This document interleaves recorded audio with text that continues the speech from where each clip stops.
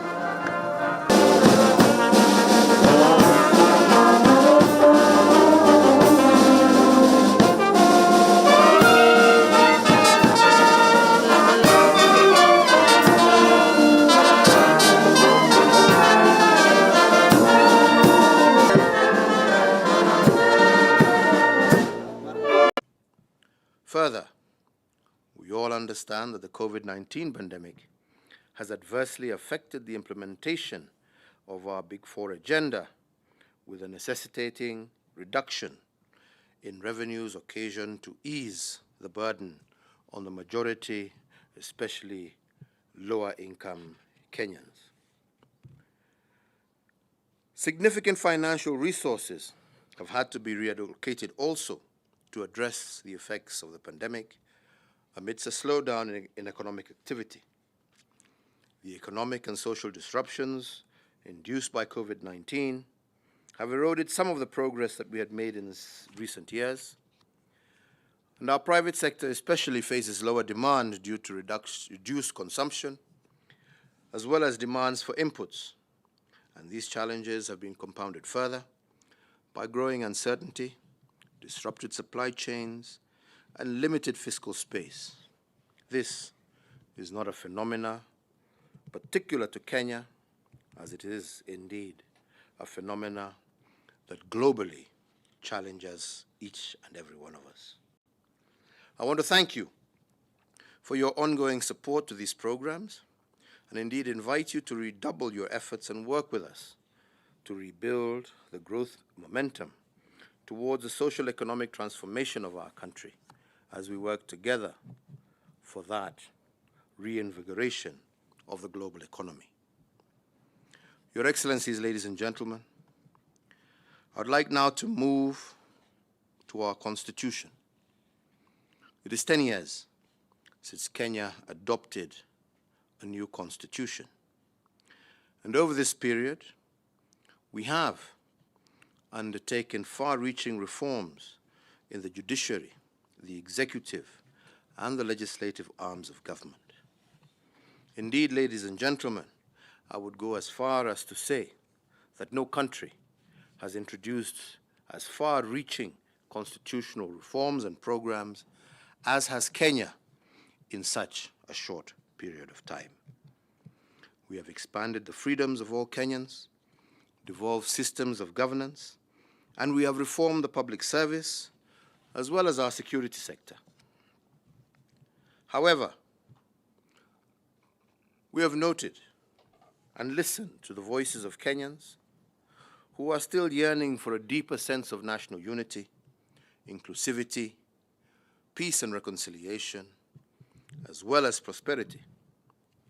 And this, ladies and gentlemen, is why in March of 2018, I invited the former Prime Minister, Right Honorable Raila Odinga, to launch the Building Bridges Initiative that we now call BBI, and a task force was put in place. This task force has completed its work. It has submitted its report, a report that has elicited a great deal of public debate. The report extensively evaluates our national challenges and makes robust and comprehensive practical recommendations to address these challenges. The public debate that is ongoing, and which I am sure many of you are following, is indeed a healthy one, and we encourage it. This is because the BBI is about perennial issues that we need to address as a nation, particularly political transitions, negative ethnicity, inclusion, equitable development, as well as our fight against corruption. We are convinced that these debates epitomize our democratic culture and our commitment to popular participation as well as ownership. I want to, however, clarify that the BBI does not promise to settle all the constitutional questions through a singular amendment. It is a starting point to a continuous process of constitution making for our young nation aimed at achieving three planks, namely, to manage diversity and to institutionalize inclusivity in Kenya. Secondly, to strengthen devolution by increasing funds allocated to our counties by the national government. And lastly, to ensure that every Kenyan has a just and fair avenue for participation in the action of government through increased representation. More than any time before, we have to contemplate a future together as a community of nations, noting our global interlinkages, our common fragilities, but also our collective strengths that we individually and collectively possess. The onus is therefore upon us all, in recognition of the urgency of our time, to renew the resolve and commitment to direct our efforts and to unite our strengths in building a common future of shared prosperity. I want to conclude by taking this opportunity to recognize the support and contribution that I have received from my Cabinet Secretary, the Chief Administrative Secretary, the Principal Secretary, and their entire team at the Ministry of Foreign Affairs, who, despite the COVID-19 pandemic, remain engaged at extremely high risk to themselves. I also want to recognize the great work of all our ambassadors abroad and their teams, and in particular, their contribution to our national effort to secure the United Nations Security Council seat, and I am proud of all our achievements together in what was indeed a most difficult year in 2020. I conclude by urging all of us to turn to COVID-19 pandemic as an opportunity to strengthen international cooperation, to be our brothers and sisters' keeper as we work towards recovery. Equally important, we must become bold and ambitious in redefining new models of cooperation that will support sustainable recovery and lead to the achievements of the 2030 Agenda. We need to maintain global cooperation and solidarity. As we pull ourselves out of this pandemic, it will be important to ensure that we vaccinate all vulnerable groups as a matter of urgency, and that we resist the temptation to hoard vaccines. Vaccine nationalism, ladies and gentlemen, is deplorable and should not be tolerated by any one of us. It is imperative that vaccines are made available equitably to all who need them, irrespective of their nationality, race, or creed, everywhere in the world. This is the immediate challenge of our time. During the past year, Kenya has enjoyed considerable support from many countries from all over the world. And many of these countries are represented here today, and I want to thank all countries that have given our country the assistance that we required at our hour of need. In this context, I would like to recognize the support that we have received from the Republic of Cuba, a brotherly country from the global south, which despite its size and limited resources, has continued to provide help to Kenyans and my administration throughout the year of the COVID-19 crisis. It gives me great pleasure today also to announce that my administration has made the decision to reciprocate the generosity and kindness that has been extended to our diplomats abroad in countries such as France and Russia, where our diplomats have been vaccinated against COVID-19 by their host governments. My administration will extend the same courtesy to eligible diplomats resident in Kenya, including those of the United Nations, on an agreed schedule that will be announced by the Ministry of Health soon. Your Excellencies, ladies and gentlemen, as we continue to grapple with the challenges posed by the COVID-19 pandemic, we cannot lose sight of other global challenges that confront us and threaten the stability and sustainability of our shared planet. Kenya was honored to co-lead the UN Secretary General's inaugural Climate Action Summit. The summit adopted commitments that are fair to all and which will support jobs, clean air for better health, and protect the most vulnerable against the impacts of climate change. So Kenya once again urges the international community to endeavor to implement these commitments. And once again, during a recent call with President Biden of the United States, he once again reiterated the United States' commitment to back these far-reaching initiatives that are vital for our planet's health.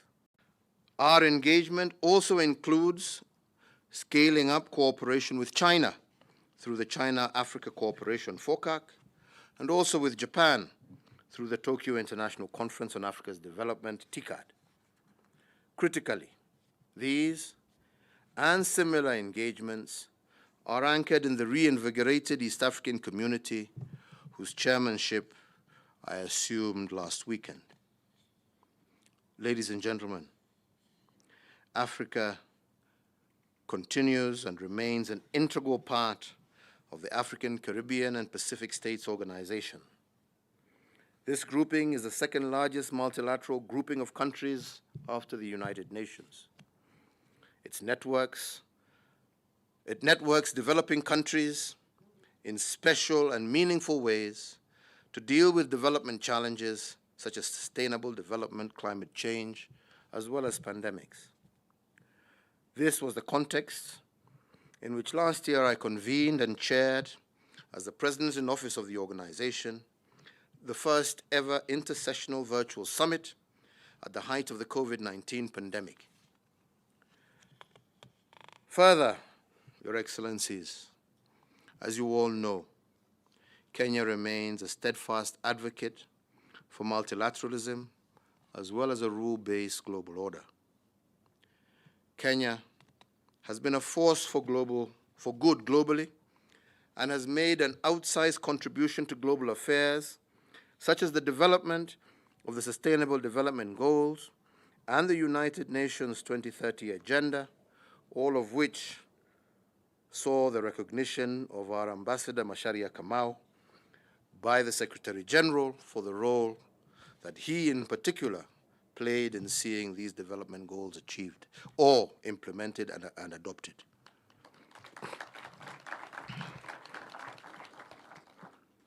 However, contemporary challenges have laid bare the limits of our multilateral institutions.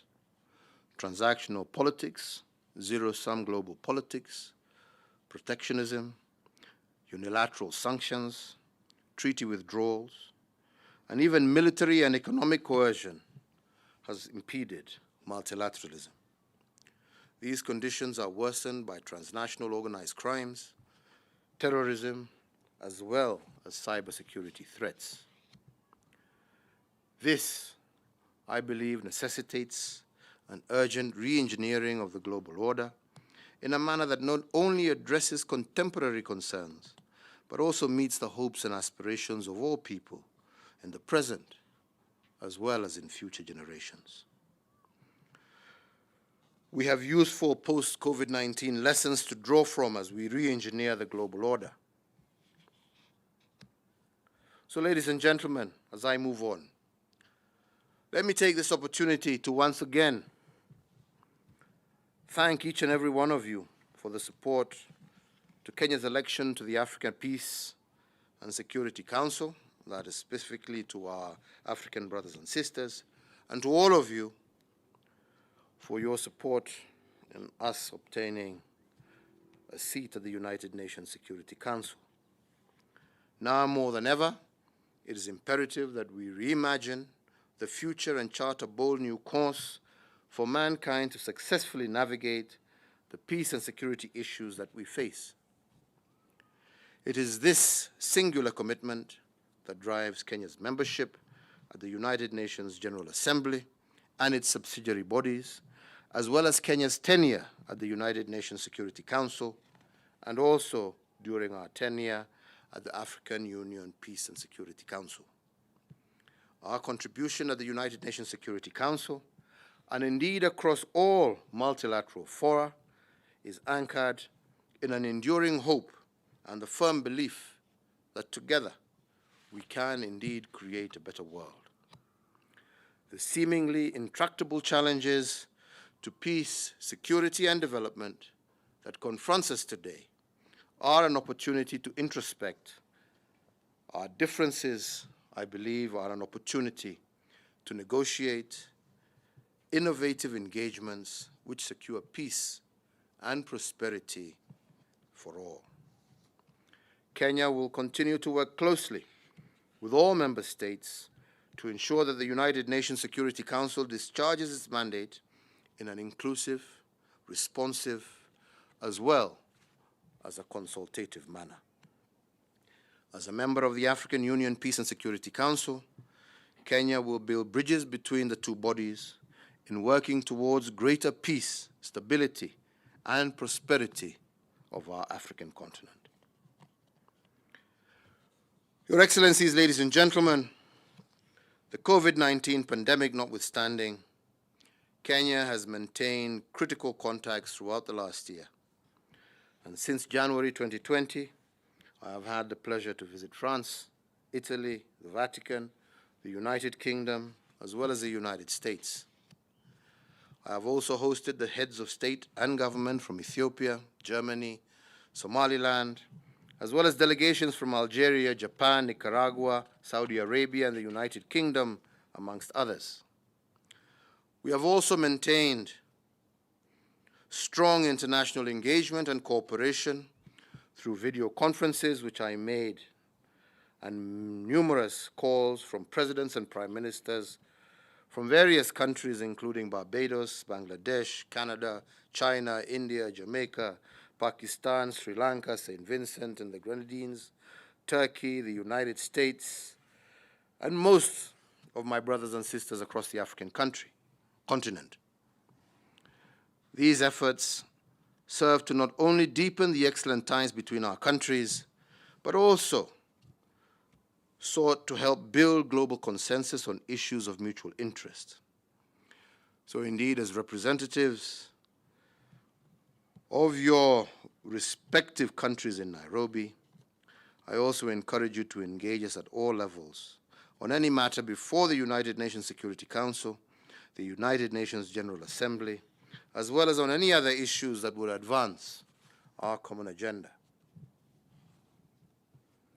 Ladies and gentlemen, one of the most critical emerging challenges of the COVID-19 pandemic is, and one of that is of particular concern to me and my administration, and that is the pandemic's impact on education.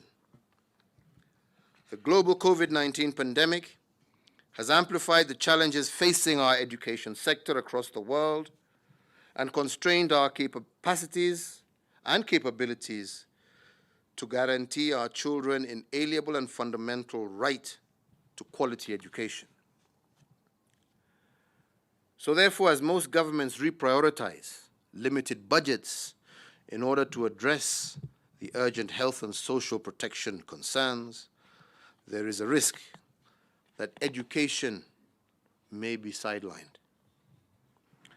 My administration has put education at the front and center of our development strategy, investing in quality education as the surest way to prepare our children and youth to seize the opportunities of the 21st century and make meaningful contributions to Kenya's development agenda. I believe that your respective countries equally cherish these sentiments. The current situation thereby places us on a significant crossroad. We cannot fail the young children of our nations, and education must not be compromised, and the tremendous progress we have made on education cannot be slowed down. It is for this reason that Kenya and the United Kingdom plan to co-host the Global Partnership for Education Financing Conference on the 28th and the 29th of July 2021 in London, with the aim of raising $5 billion to ensure continued equitable access to education for children and youth across the world. This aspiration is captured in our Big Four agenda, which is a framework to organize and prioritize the delivery of government services towards the realization of our Vision 2030. The four components of this agenda, of which I am sure you are all aware, are: first, to increase our manufacturing share to GDP to 15% in order to offer decent employment to Kenyans, and also to gear towards reducing our trade deficit. We have, again, as many of you know, consistently improved the business environment, and we are now close to achieving the set target of 50 in the World Bank Ease of Doing Business ranking, having been ranked at 56 in 2020. This is an unprecedented turnaround, given that Kenya was at position 136 in 2016. We are also on course to establish special economic zones and industrial parks across our country. The second, which is dearest to my heart, is the realization of universal access to health care. We have seen and we seek to improve equitable access to affordable health services and address the high disease burden. Our investment in health financing improves service delivery, increased personnel, the digitization of our health records, and better access to quality medical equipment are slowly bearing fruit. And we are now, currently in this year, rolling out the Universal Healthcare Program across the country. These measures have strengthened our health system, improved our health to our citizens, and also enabled us to mitigate the effects of the COVID-19 pandemic.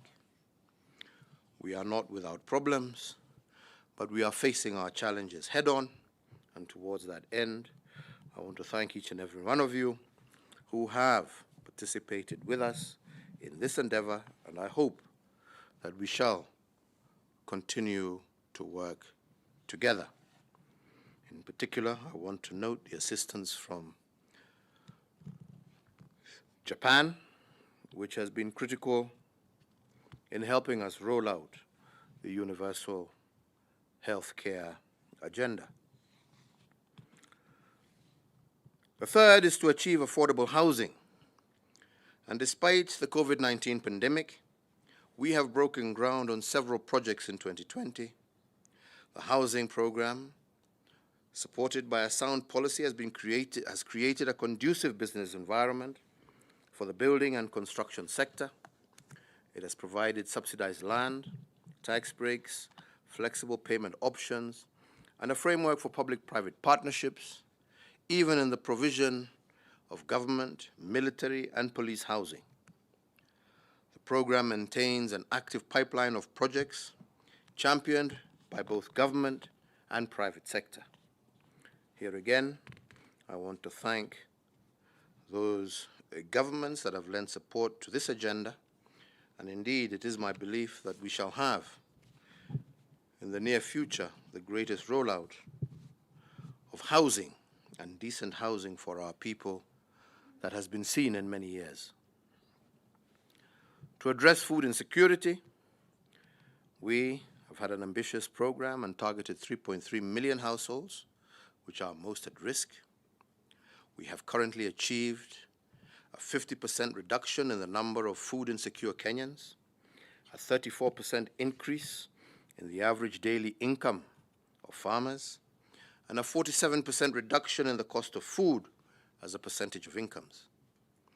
And this success has been achieved through various targeted interventions, many of which we are implementing in partnership with many of you.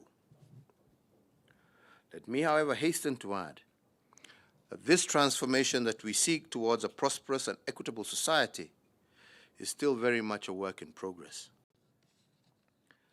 Today we are meeting as partners in a common cause to forge a shared vision as we advance progress in Kenya as well as globally. And indeed, to quote John F. Kennedy, and I quote, "History has made us friends, economics has made us partners, and necessity has made us allies," end of quote.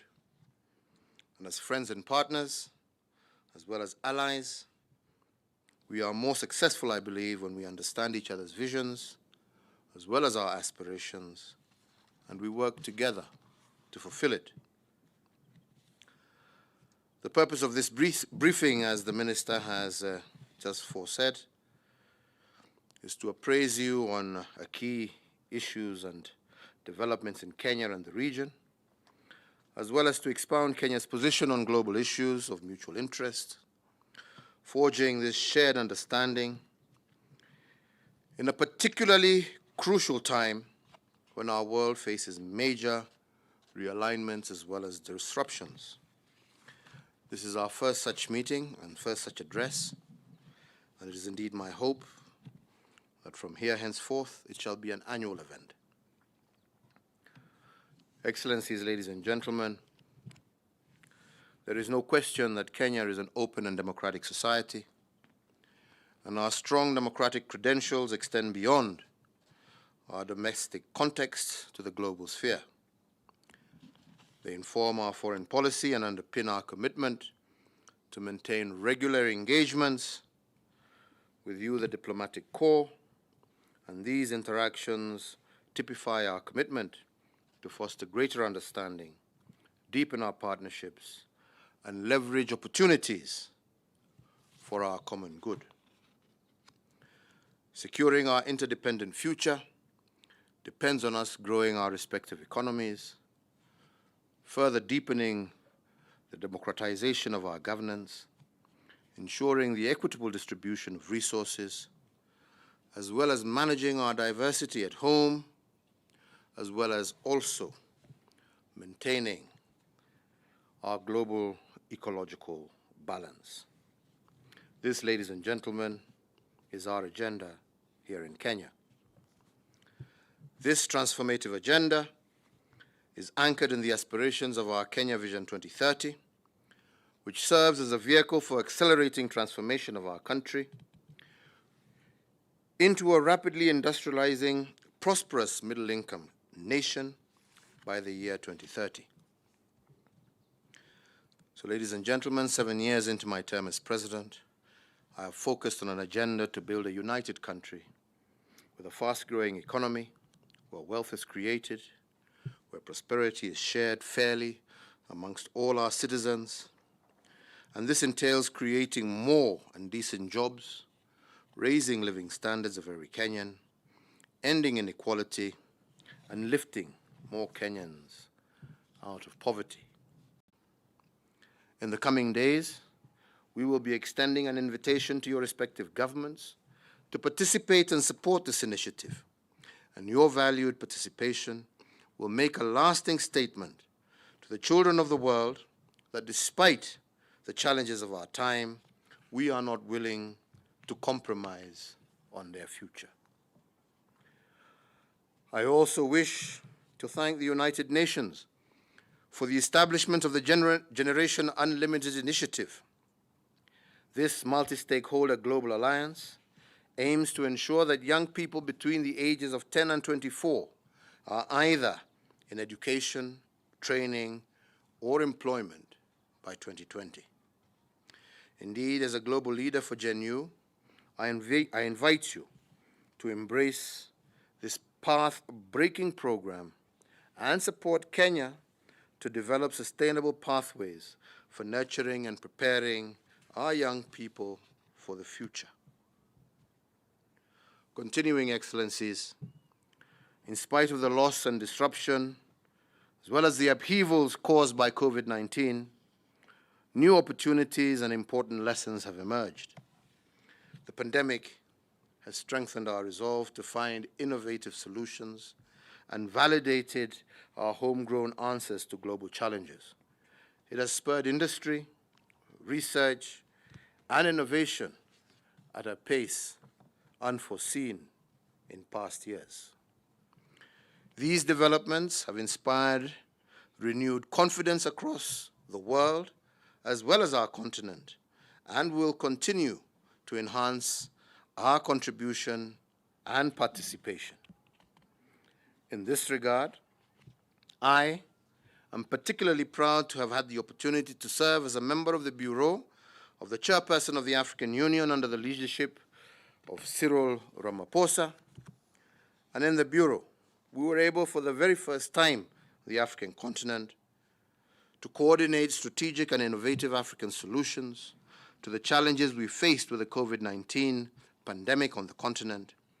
We also engaged international partners, including the World Health Organization, all who helped us in confronting the pandemic. At this critical phase of the pandemic, therefore, we must continue to work together, or, as has been stated, we shall fail together. Kenya remains an anchor for regional peace and security. Our contribution to peace and security is inspired by an understanding that conflicts are rarely isolated occurrences, confined within national borders, and their effects are often regional as well as global. We recognize that Kenya's fate is intricately intertwined with that of our neighbors. Unfortunately, as is well known to all of you, our region remains in a state of constant flux, with volatility triggered by security challenges as well as climate change-induced vulnerabilities. Therefore, the COVID-19 pandemic which struck early last year, has hit the Horn of Africa region that was already grappling with the largest locust invasion in recent years, as well as wide-scale flooding, which, in many instances, has occasioned massive displacement, loss of lives, livelihoods, and now our region is facing a looming threat of famine. Further, the region has been a theater of geopolitical competition, unfortunately from extra-regional interests. This, compounded with the threat posed by terrorism, remains real, despite the positive strides made in curbing the scourge of terrorism. All these factors compound an already dire human situation or humanitarian situation, and combined, they continue to test our resolve to achieve shared prosperity for our region. But there is also some good news.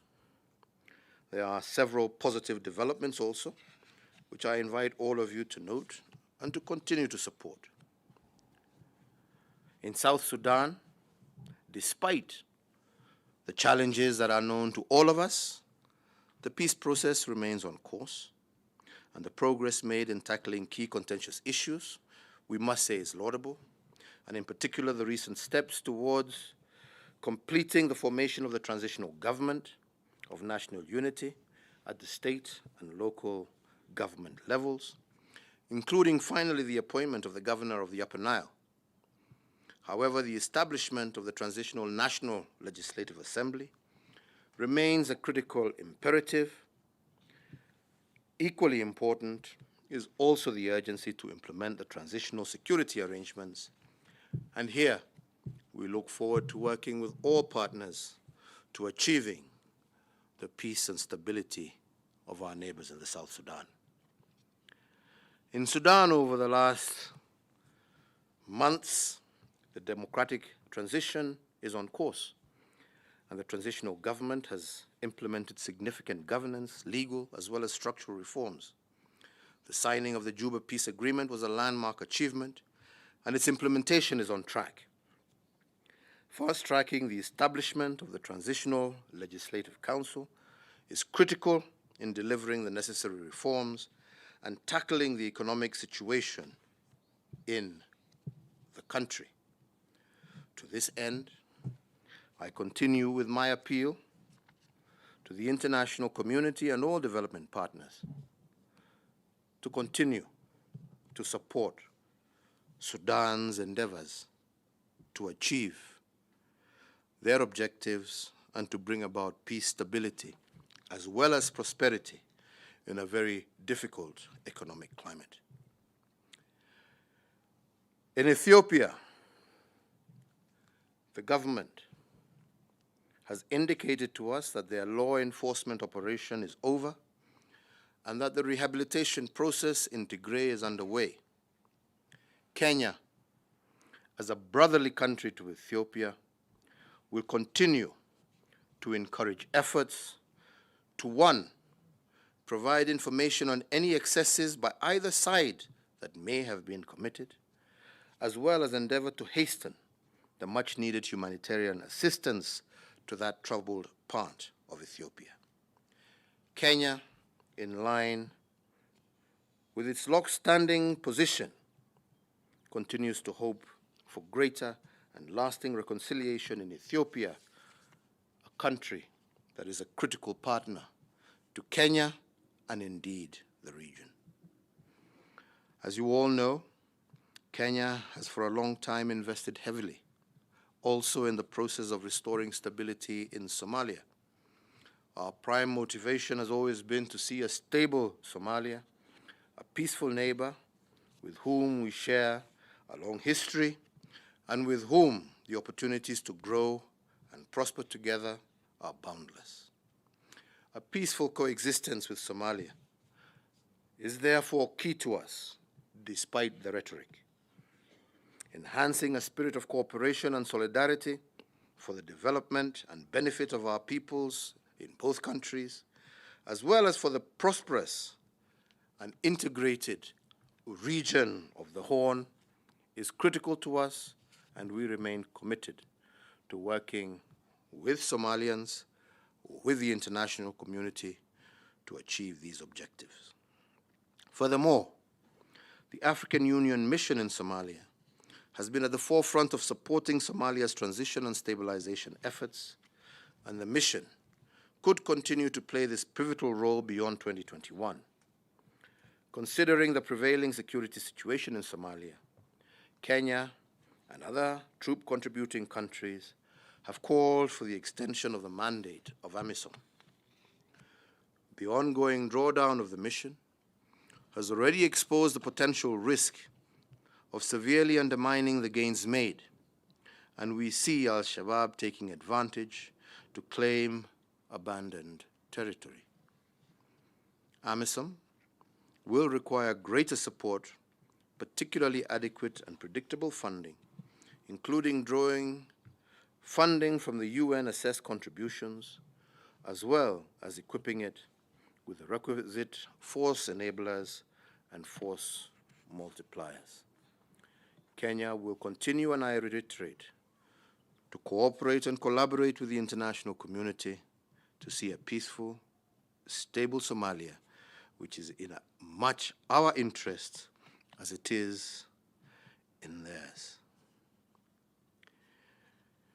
Your Excellencies, ladies and gentlemen, those of you who have been in our country for a significant amount of time must have noted that Kenya is a country of farmers. It is also a country of techno-savvy entrepreneurs, and also has probably the most vibrant private sector in the region. We in Kenya believe firmly in creating the best and most enabling environment for promoting business and entrepreneurship in order to drive greater prosperity for our people. In this regard, Kenya recognizes the strength and promise of regional integration, and we remain fully committed to our obligations and responsibilities at the East African Community, the Intergovernmental Authority on Development, IGAD, as well as the Common Market for Eastern and Southern Africa, COMESA. Kenya also believes in the promise of Africa.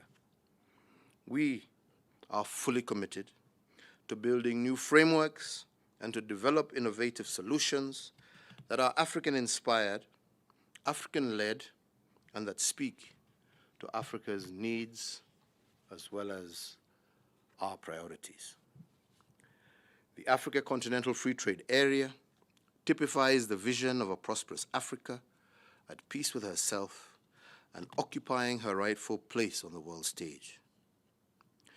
Indeed, as the rest of the world grapples with growing protectionism, Africa has chosen the path towards greater partnership, closer collaboration, and shared prosperity. The Africa Continental Free Trade Area will not only consolidate our efforts to realize the dream of a prosperous and integrated Africa, but also propel our economies, I believe, to a higher growth trajectory. Your Excellencies, ladies and gentlemen, Kenya is also working with the African Union member states, as well as other economic and political formations in the world, to define how the world relates not only to Kenya, but to our continent, including in the context of the Africa Continental Free Trade Area. For Kenya, key pillars of this realignment involves reinvigorated and dynamic engagements with the United States of America through the Africa Growth and Opportunity Act, as well as our continued engagement with the prospective free trade agreement. And with the European Union also through the economic partnership agreements, and also with the United Kingdom through